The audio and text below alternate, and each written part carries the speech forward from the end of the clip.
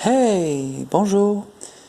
Je vais vous expliquer les fonctionnalités de cette machine en français, assez difficile et rare à trouver sur Internet. C'est une machine à fabriquer des tickets de caisse. Je vais tout remettre à zéro.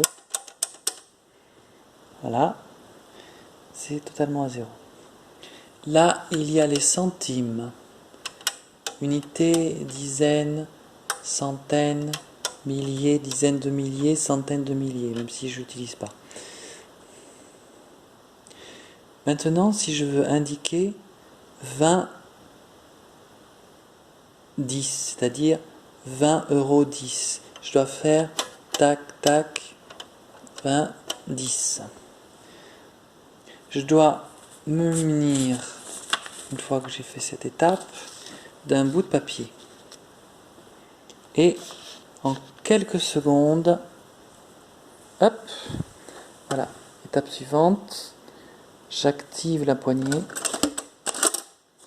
Et là, impression faite, en quelques secondes, la somme de, je ne sais pas si vous le voyez, moi je le vois, la somme de 20, bon c'était en francs à l'époque, euros 10 centimes.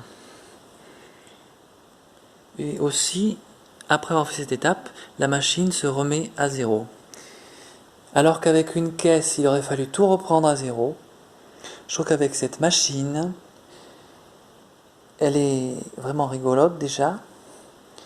C'est sympa de le faire.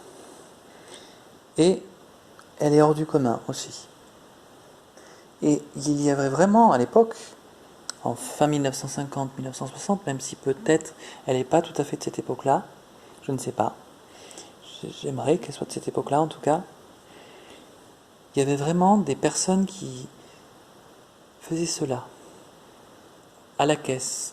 D'ailleurs, c'est indiqué en gros que seule la personne qui était habilitée à prendre cette machine-là pouvait utiliser cette machine-là.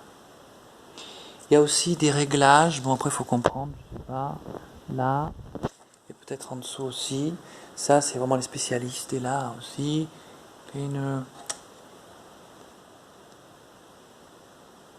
third, je sais pas, bon, répète, je sais pas quoi, etc.